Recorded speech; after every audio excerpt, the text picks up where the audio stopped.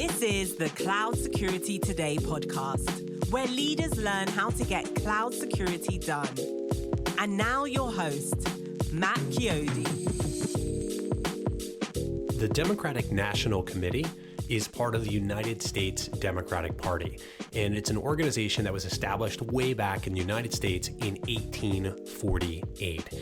Today on the program, it's not about politics. We are talking with Steve Tran, who is the Chief Security Officer of the DNC, or the Democratic National Committee. And we cover a lot of different topics. As you can already see, this is probably my longest podcast that I've had in the 2+ years that we've been running this program. And the reason is we cover a lot of different topics. We talk about AI, we talk about cloud, but probably most interestingly, we dive into Steve's background. Steve's got this awesome background. He spent many years as a police officer in California.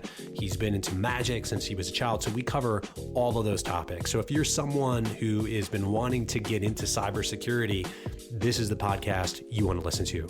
Enjoy the episode. Steve, welcome to the show. Thanks, Matt, for having me. Excited to have a discussion. Awesome. All right. So I've got to cover these two things right off the bat. So there are two things that are not on your LinkedIn profile. One is that you were a police officer, and two, you're a magician. I want to talk about both of them, but just because I'm always intrigued by magicians.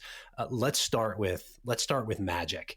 How has being a magician helped you in the realm of cybersecurity? What are the parallels? And just give us, even before you answer those questions, but like, how'd you get into magic? That's a great question. I initially got into magic as a way to improve my communication skills, to be less shy, because I'm just naturally an introvert. And I was inspired by watching other magicians perform on TV like David Copperfield. I was just really inspired. And then the more I learned about it, the more I was hooked. And at the same time, I'm learning a lot about technology, because around the same time, the internet was fairly new.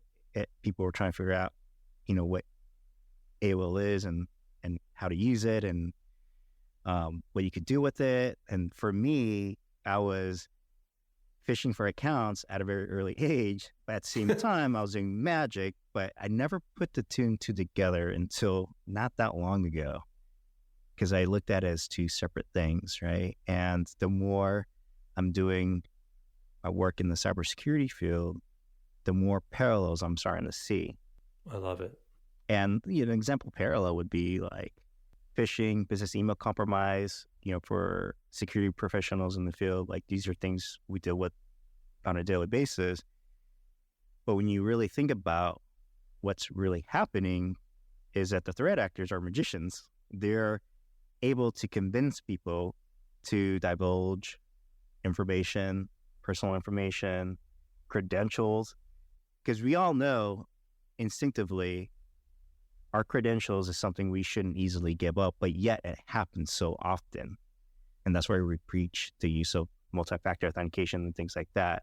So when I think about magic, it could be used as a tool to entertain, inspire, to improve storytelling, but it could be used in very unethical manners too. And it could be used to social engineer people. And when we talk about social engineering, it could be done on a lower scale of like just, phishing and low-level type of attacks. But then it could also be used on a grander scale, on a bigger scale, where if you can fool people with the deck cards, then you can fool people and give them credentials. And then you then start to realize you can fool people on a mass scale and influence elections, and you can start threatening democracy. You can start to unravel communities.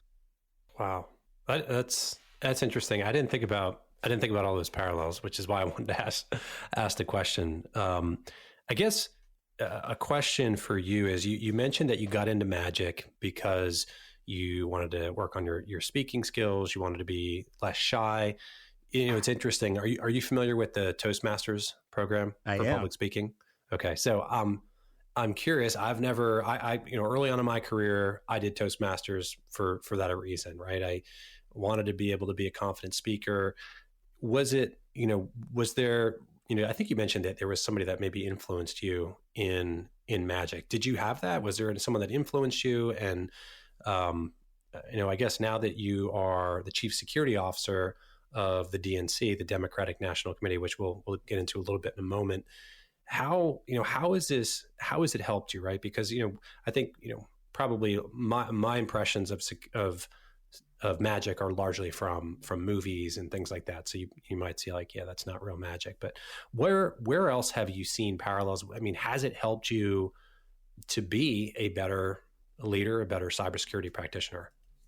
It has, because we're people at the end of the day, regardless of the complex problems that we face each day. And what I've learned is how to use things like magic to connect with people. And I think being able to connect with people has taken me far in my career, because we can talk about cyber hygiene until we're blue in the face. It's another thing to not only talk about it, but to actually gain adoption, to get people to connect the dots on their own without having you overly be involved, right? Where now you feel like you're either a policing arm of the organization and you're forcing in, and it just becomes very ineffective, because what happens when you're not around? What happens when your program is no longer funded at the same level it was before, or there could just be a lot of changes? And then it speaks to like, how resilient can an organization be, right? And what are the things that organization can do to be more resilient, and how do security leaders and professionals like ourselves, kind of influence that resiliency? Well, like influence, but like influence to be able to implement, to be able to make it sustainable year after year. I love that. Now, all right. Now to my second question, which is almost of equal interest to me, is that you were a police officer for years prior to working in cybersecurity. What were some of the most challenging things for you about transitioning from law enforcement to cybersecurity? Obviously there are parallels, but when you think about, taking off the uniform, in doing cybersecurity, what stands out in terms of things that were difficult for you in terms of the transition? And then maybe talk about, how did you address some of those things? What was interesting about my law enforcement career was when I started, the iPhone didn't exist yet. And it was interesting to be able to see how things changed when smartphones became more ubiquitous out in the field. And what I really noticed was like how far behind our laws were in respect to technological innovation. Like, it was really far behind, and seeing the intersection between law and technology at that time was very fascinating, because it's the same thing we're going through right now with AI. Whenever there's new or innovative technology or disruptive technology that's introduced, a lot of times, like, how we regulate it or create laws around it for various reasons becomes, either an afterthought, or like bad things have already happened before change happens, from a legal perspective. So an example would be search and seizure laws. I remember doing search and seizure on suspects that had pocketbooks, like little notebooks, and they would, write their, or they would write down, who they sold drugs to and things like that. So it's like a ledger, right? It's very low tech. They would keep Right. it in a notebook, on their persons. So in California, the ways we can look through, concept of pocketbook was either through consent, right? You consent to search, or there's probable cause, right, to search, or search after arrest. But things changed when people started using less of the notebook or pocketbooks and use more of the smartphones. So then at that time, same situation, right? We're arresting, like a drug dealer. And instead of the pocketbook, they have a smartphone. And there's a good probability that there's critical evidence that's stored on that smartphone. So do we treat the smartphone the same as a pocketbook? Because the law doesn't account for something like a smartphone. So that was very interesting to kind of work through, and then to go through, our courts to see how, law enforcement should handle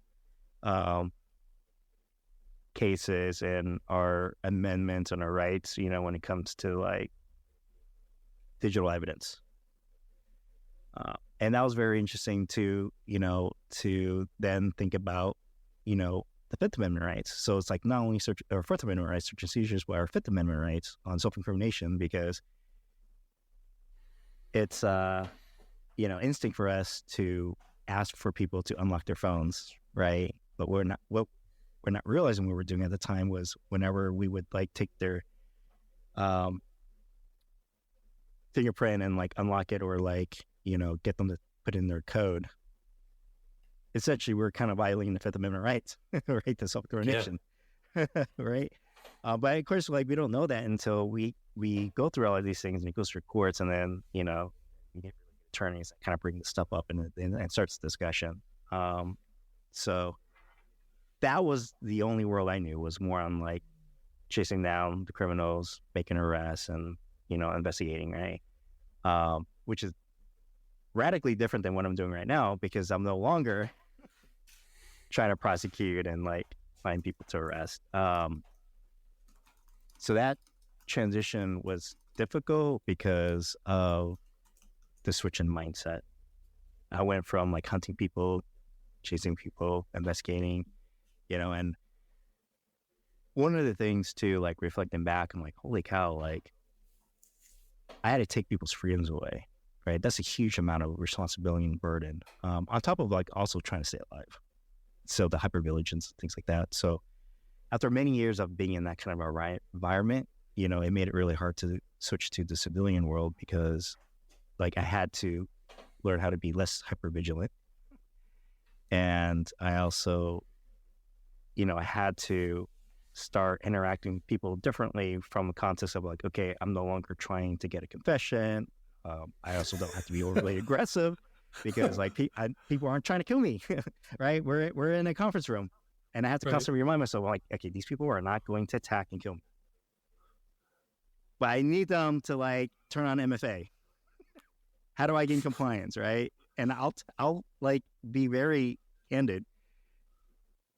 The early days, like when I switched to civilian world, was very hard, because I think I was like overly aggressive, not because I was trying to be an a-hole. It was just the shift in mindset was just so hard at the time. It was so difficult, because like you're used to doing something like 24/7, then all of a sudden you have to like immediately turn that off and then learn a new behavior. Yeah, I think if I'm hearing you correctly, and feel free to tell me if I'm wrong, but you were shifting from a mindset that was very much, I don't want to say defensive, but you were already going after things that in many cases maybe you thought had happened. You thought it happened, something occurred. You were trying to dig for evidence. Where when you're on the cyber side, yes, there's obviously defense as well, but you're more trying to be there. Maybe there's more proactivity that should be there. Was that part of it, or am I like totally off? Yeah, you go from like enforcement to then compliance. Well, I guess it's kind of the same thing, right? It's like, on the law enforcement side, I'm trying to enforce the law, and I'm trying to, go after the criminals and the suspects. But then like when you do encounter them, then you have to get them to comply. When we're trying to handcuff them or comply during searching, right? Because there's a lot of things from an officer safety perspective that goes into play, but like a lot of it's like people management. How do you manage this person where you're also not escalating, and things like that. But on the private sector side, like when we see someone not using MFA when they should be, or they're creating overly permissive accounts, or their Dropbox or Google Drive or whatever is like open to the world without any authentication and things like that. So a lot of it, like when you think about it from a GRC perspective, how do you get people to comply, right? It like you go from a law enforcement world where if you want people to comply, there's a level of force that could be used or is an option to you, right? But in the office world, like I can't use physical force to get someone to turn on MFA, right? Or to comply with security policies and things like that. I don't know if you remember this skit here, but do you remember Terry Tate, office linebacker? Do you remember those Reebok commercials back in the day? Yes. Oh my gosh. Like I was watching, I was like, oh, am I this person right now? Like, yeah, the first year of my transition. That's right. I'll tell you. So if for people who are listening, I will try to remember to link this in the show notes, but Reebok did a series of advertisements. I don't know if the first one ran during Super Bowl many years ago or not, but they did a lot of these follow-on these skits, and they were, to me, still some of the most hilarious skits. So check it out. Google Terry Tate, office linebacker. But yes, it sounds like, Steve, when you were first starting out making that transition, you were like Terry Tate, wanting to take physical force to get people to comply, and you realize like that's not the way to like long-term build relationships. And maybe this is where maybe this is where your magic skills, like I'm curious, maybe I probably should ask this up front, like was there an overlap? Were you into magic like when you were a police officer, or was that kind of anywhere in this transition at all? Oh yeah, no, I was a magician, as a kid, and I stuck with it. What also helped was, after working as a police officer, there are things we're exposed to that you can't unsee, you can't unexperience, and a lot of those events are very traumatic. And that was like a challenge for me too, in the early days of,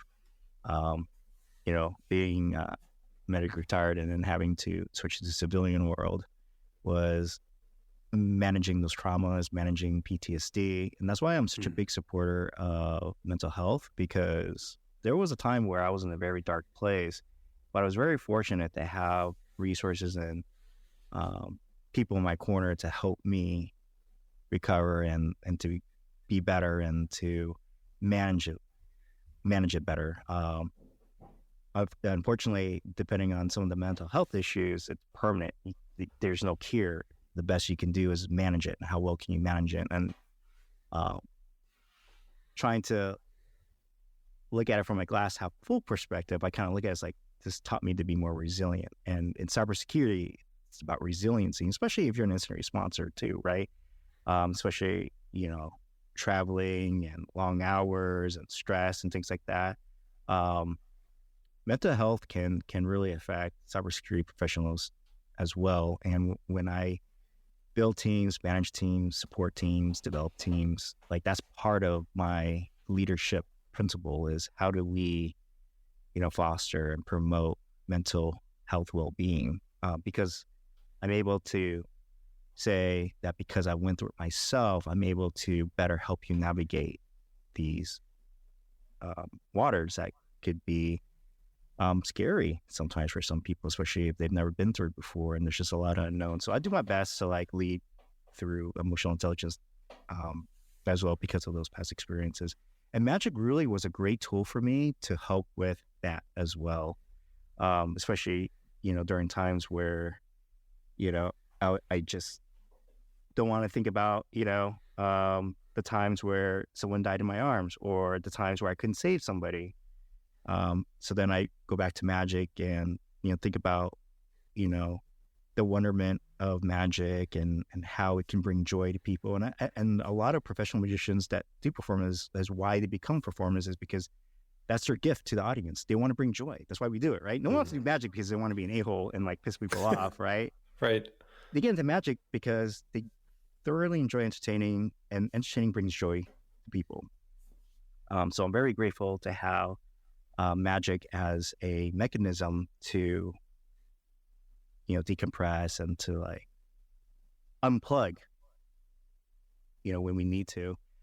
And then like I even took my magic to a whole nother level. And there was a time where, being a member of the Magic Council in Hollywood was like an impossible thing. It wasn't like accessible for someone like me growing up. And when I had an opportunity to audition, Um, one of the greatest feedback I got during my audition was like, you're great technically, like your sleight of hand's great, your technique is great, but we can tell you practice a lot in front of a mirror and not in front of people, right? And it goes back to like working with people again and relating to people. So it forced me to even take that part up to like to the next level. It's like, because the whole point is to really engage with their audience. Like, how do you engage with the audience? How do you make them feel what you want them to feel, right? So same thing here in the cybersecurity world is when you're working with senior leadership, working with middle management, working with individual contributors, doesn't matter who you're working with, or even third parties, right? How do you connect with them? The same way I would connect with the audience and things like that too. So it's a lot of complex things that when weaved together can produce really positive results. Absolutely. And like you said, like being able to connect with people, connecting at an emotional level, I think that is really rewarding, right? Business isn't meant to be just transactional, right? There are people. And I think that's a really important point. I really appreciate you sharing some of that knowledge that might be hard to share about some past experience as well. So I really honor you for that. Steve, so I mentioned this at the beginning of the episode, at least in the US, most of us know the Democratic National Committee, or the DNC. But for those who don't, what's the mission and what does your org structure look like? I know that it may be a little bit unique. Talk about that a little bit. Yeah. So the Democratic National Committee is the national governing body for all Democrats. And the mission is really to support all Democrats up and down the ballot.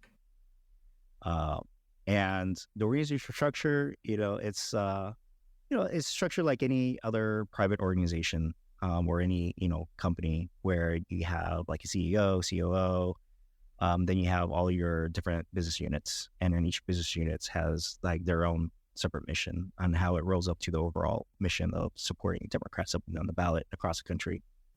So it sounds like you're talking about a highly decentralized organization.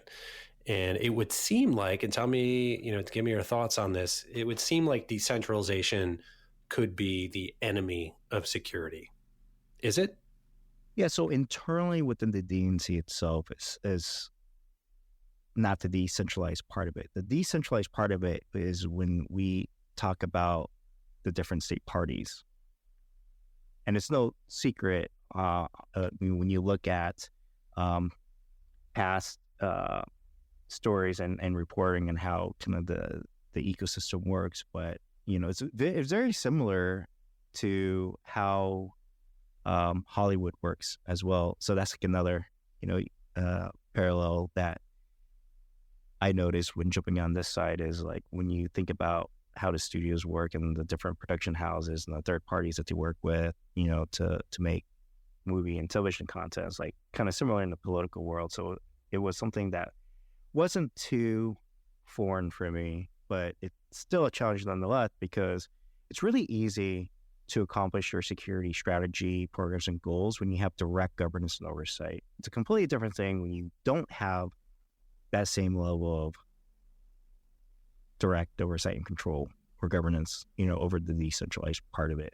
But there's shared risk though, right? There's a lot of decentralized operations, but there's a shared risk. So how do you solve for that when you don't have the full authority to go to any one decentralized component and be like, you have to do this in order to achieve this?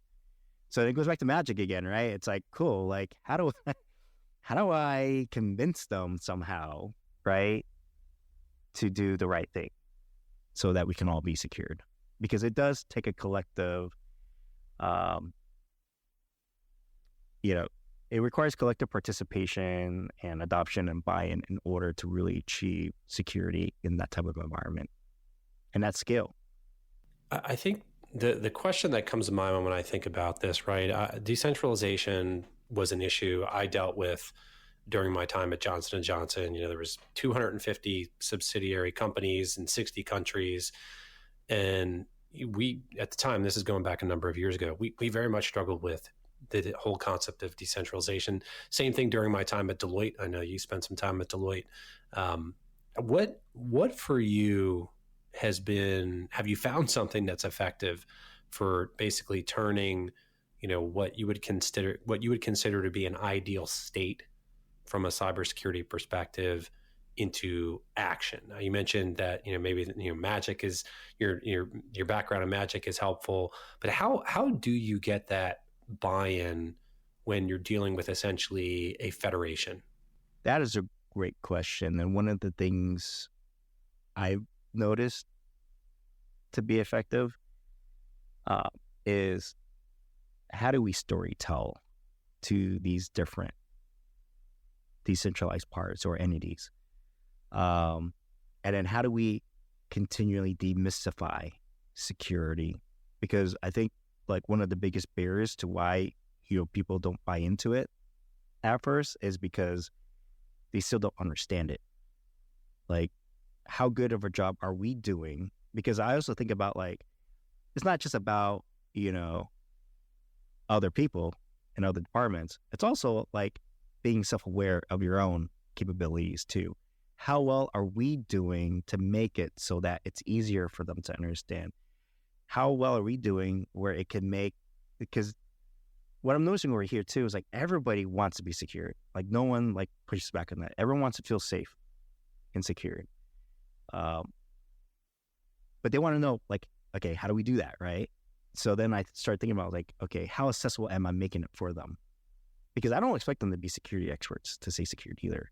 So where's that balance? So, from my experience and like so far what's working here is messaging is important, right? How do we frame and engage with everyone, and how well do we know their personas so that we can better tailor this message? And then at the same time, like demystify cybersecurity as we're messaging things out to them in a way where they immediately understand what their problem is and then how they can solve that problem. And because once they understand like what their problem is, and then get them to like really be motivated and like finding a solution, then it's like, now that's the next part of it, right? Now we feel like we're being invited to help solution with them. Now that sounds like that approach I agree with, but I think some people are probably thinking, man, that's going to require a lot more time up front. Have you found it? Let me just tell you, from my background, what I have found with any type of project that I'm doing, whether it's a cyber project or a financial project, the projects that I invest the most time up front in terms of trying to figure out, like Stephen Covey said, begin with the end in mind. How do I make this win-win? What are the goals we're trying to accomplish? Like, it seems that there is a proportional relationship to how much time I spend up front thinking about it and bringing in stakeholders. And those are the projects, when I look back over the last 10 to 20 years, the projects where I felt like I was wasting time up front, like, man, we're not actually doing anything. We're just talking about what we want to do. Those are the projects that often had the best outcomes. Have you seen a similar parallel in the DNC in your work there? Yeah, definitely. Because what I noticed too, and it's like a bad habit in many places, is like people just think tactically, but no one takes a step back and thinks strategically. I think there's also like a time and place where it's better to be tactical first and then strategic second, right? But when it comes to like a big problem like this, it's I never underestimate just taking a step back and thinking strategically, to your point, like putting a lot of thought up front for it to make that downstream journey a lot more productive and effective. So in some of my research for this podcast, I found that it seems to be public knowledge, at least because it's on AWS website, that the DNC runs its website and voter data collection on AWS. Now, this is, I believe, from back in 2015, so you tell me if this is not the case anymore. But it appears to be a straightforward story of reducing costs, improving load times, and providing content to Democratic voters faster. Assuming that's still true, many of the CISOs that I speak with, they are struggling. They're in the cloud. They've been there oftentimes for many years, but they still are struggling to secure their cloud presence because it's such a dynamic, fast moving environment. The cloud service providers are constantly adding new features, new functionality, changing APIs. From your perspective with the DNC, it mentions in the case study voter data collection, there's some sensitive data that you guys could potentially have there. Are there, what processes have you guys put into place, or maybe even frameworks to help keep that risk in check, but at the same time allowing your developers, your third parties that you're working with to be able to move quickly? It's a big question, but what does that look like for you? It's the same as any other organization who are AWS customers. I wish I can say like there's something really special about us, but we're just like everyone else who uses the same service. And we encounter the same problem as many other organizations that use, either AWS, Azure, GCP, right? It's starting with cloud posture management. Like, how do you do that? And then also, like, when I think about security operations in the cloud versus like how we used to do it on-prem, like they're vastly different. And what I love about securing cloud workloads and services is that I can be more automated. Working in the cloud lets me be more programmatic with how we operate security, both from a proactive perspective, left of boom and right of boom. And I feel like it also makes it much more affordable on the portfolio because I don't have to bolt on so many ad hoc or siloed tools and solutions, because I'm not a fan of like having a bloated security portfolio and budget, but we, can't even cover like 60% of our environment or maybe address like the top 3 risks that we should be concerned about in an organization, because we're constantly trying to combat and swat symptoms rather than really understand the root causes of our issues, or the root causes that causes all these symptoms like the disease, right?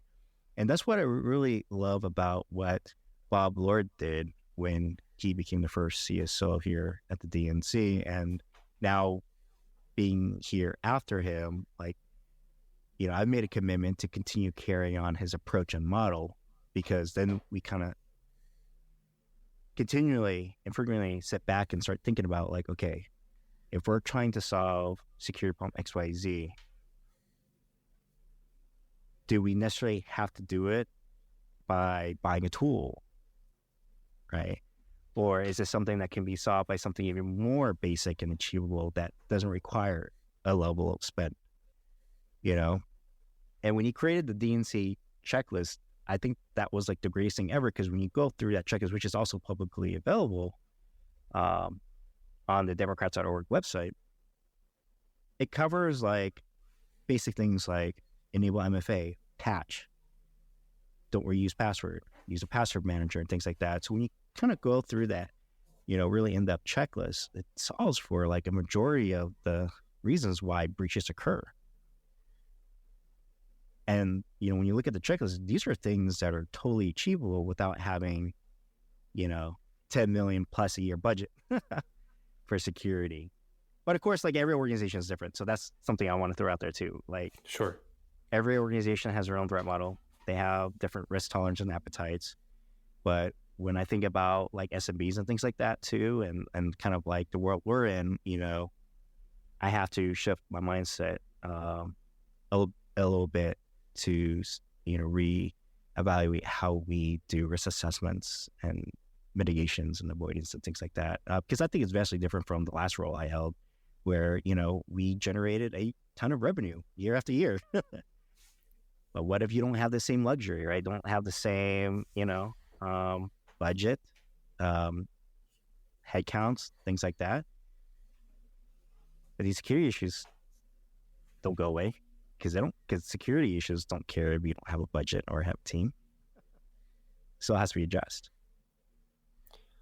Now, it sounds like you potentially could use a lot of open source or maybe build your own products. Am I reading that correctly or no? I'm curious. Right. Those are viable options. It's, do we do more open source? Now, does that how does that change our calculus on how we determine buy versus build? But also too, like if we eliminate entire classes of vulnerabilities, then it also eliminates the need to have to like address those problems in the future, or have to spend money to solve those problems, whether you're throwing money at people or at technology. Prisma Cloud secures infrastructure, applications, data, and entitlements across the world's largest clouds, all from a single unified solution. With a combination of cloud service provider APIs and a unified agent framework, users gain unmatched visibility and protection. Prisma Cloud also integrates with any continuous integration and continuous delivery workflow to secure cloud infrastructure and applications early in development. You can scan infrastructure as code templates, container images, serverless functions, and more while gaining powerful, full-stack runtime protection. This is unified security for DevOps and security teams. To find out more, go to prismacloud.io. There was a lot of hype at RSA this year around the role of technology and AI in detecting and preventing cyber attacks. How are you thinking about this? How are you approaching this at the DNC? This is a fun topic because we're all in the same boat. So I will also be upfront and admit that I don't know everything about all of the AI threats and risks out there. So I'm not going to pretend I have all the answers here. I don't think anybody does yet. Yeah. So those listening, like, I don't want people to think like, hey, we have all the answers and we know it all. But what I will say about AI, though, is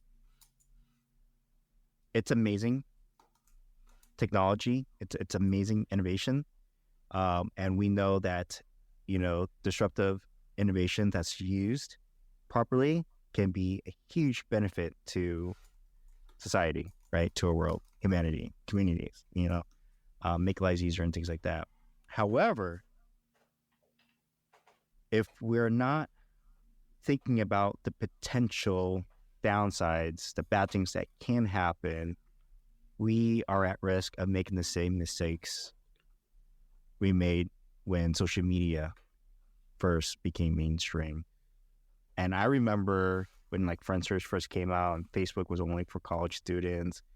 I mean, at that time, I never thought that social media would be as problematic as it is today.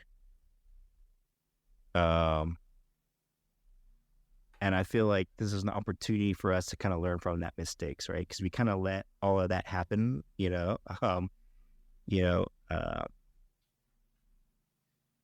without any kind of like safeguards, right? But as AI is innovating today, I feel like there's an opportunity for us to really like start the threat model. What are we concerned about with AI technology? And then also think about like things that could materialize today versus like, sorry, let me reset my thought.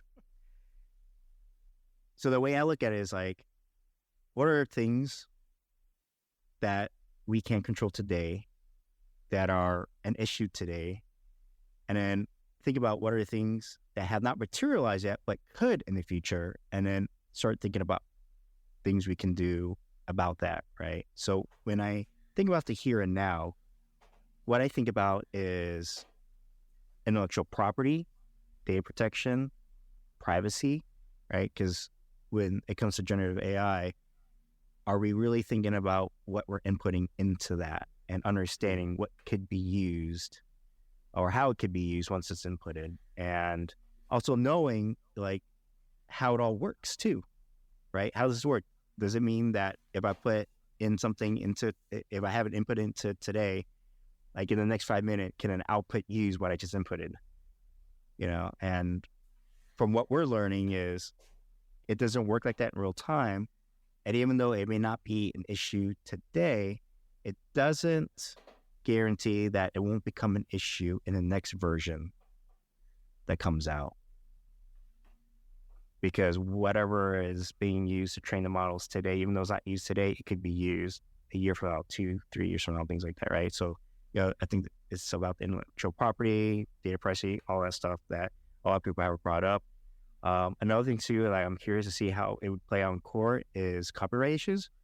And because AI is using a lot of existing copyrighted work or data, are like outputs essentially derivatives of that copyrighted work. Because when I look at the terms and conditions of these different AI providers, some are saying that you can own the output. But is that necessarily true if you're doing something like even coding assistant, where you're like, hey, can you create this piece of code? Like, well, how did it know to do it that way? It had to learn from somewhere. And what if it took it from, open source material that requires specific licensing models or licensing requirements? And how does that play? So it's almost like that transitive legal issues too, right? Sure. And then also with how accessible it is for anyone to sign up for generative AI tools, who really owns the agreement, right? Between, is it the user and the AI tool itself, or is it the organization and the AI tool?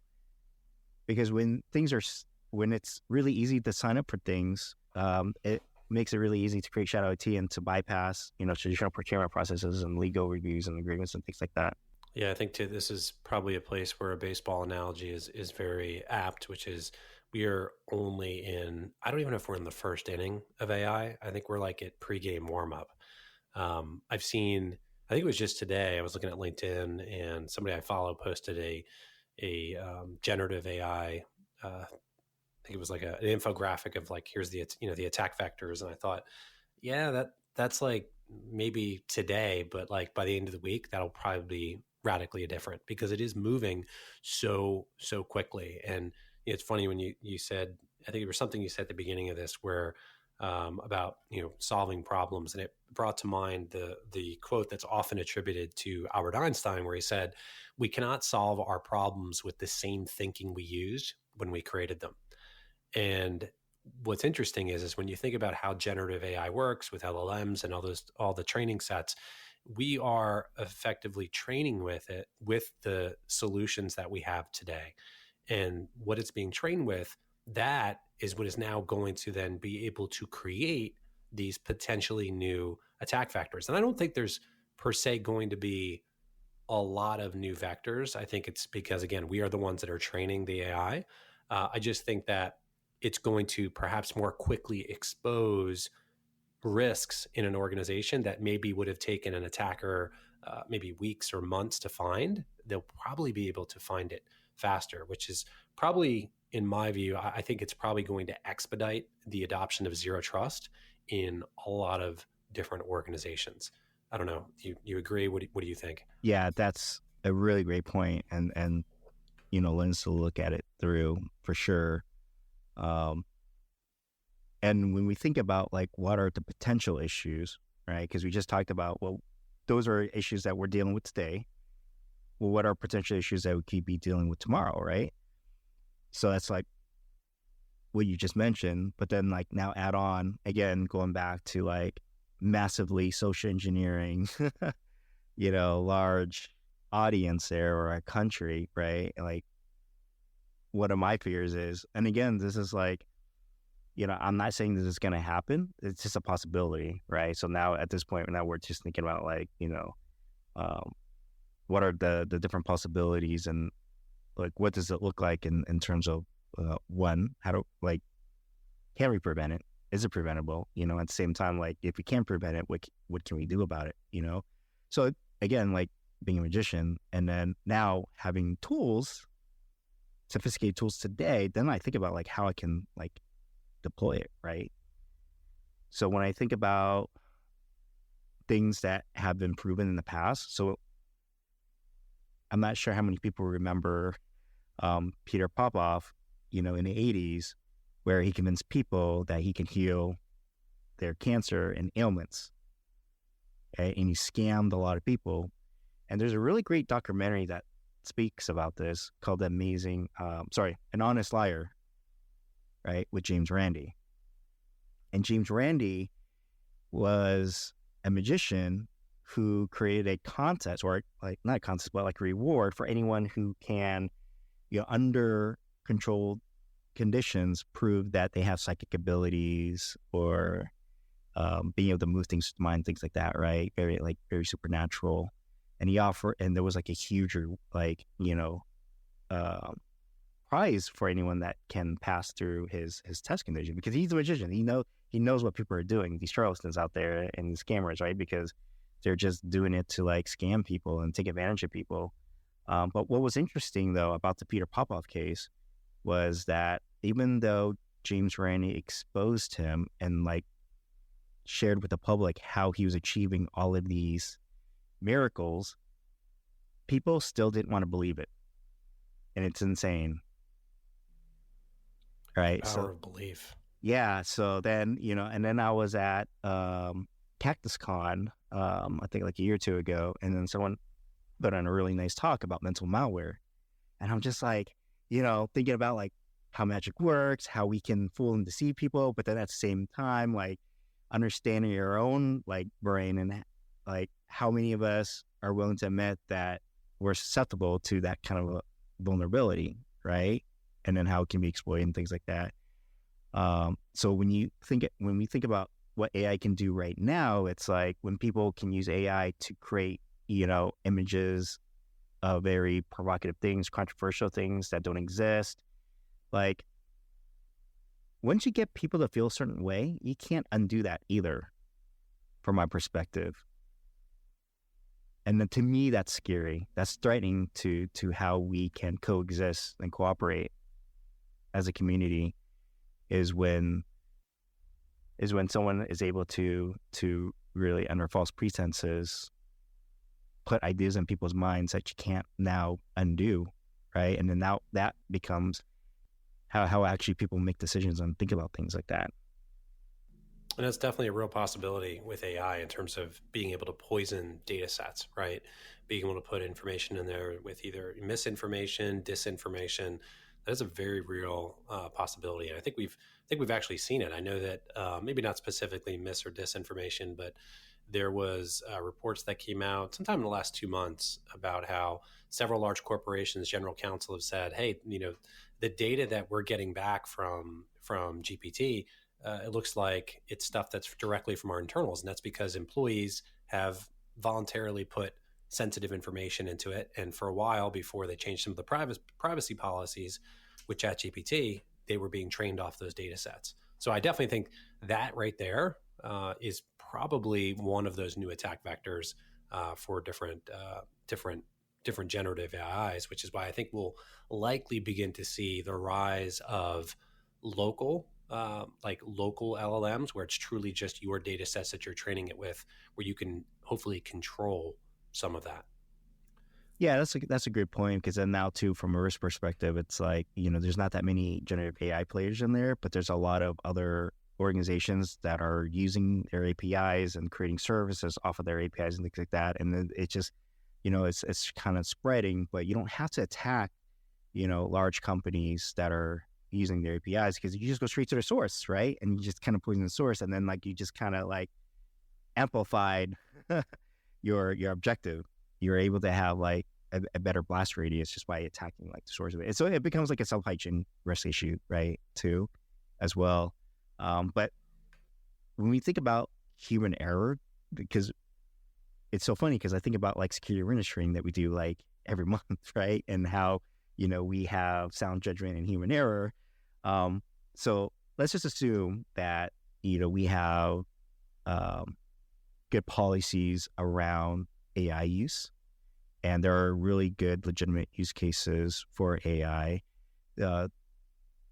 What will still be problematic is compliance, right? So let's just say AI can be used in this manner, but it requires you to do some kind of vetting with the output. But when you think about human error, someone's get tired, right? It's the same scenario. It's like, I'm tired, overworked, I overlook things, and then I fall victim to phishing or BEC. Same thing with the AI. You use AI to do work, but then you get tired, you take shortcuts, and you actually don't bet when you should be. And then all of a sudden now, because, there's also disclaimers about AI not being accurate sometimes.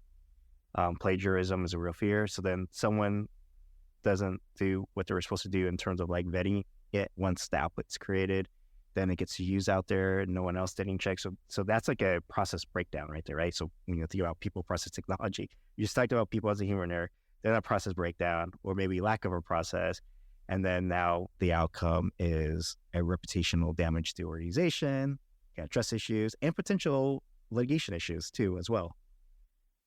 Right. Well, Steve, we have covered a lot of topics over the last 45, 50 minutes or so, and I just love talking about it.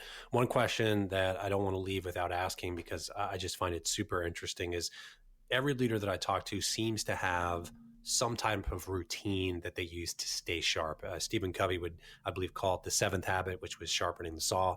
What does your routine look like to stay sharp?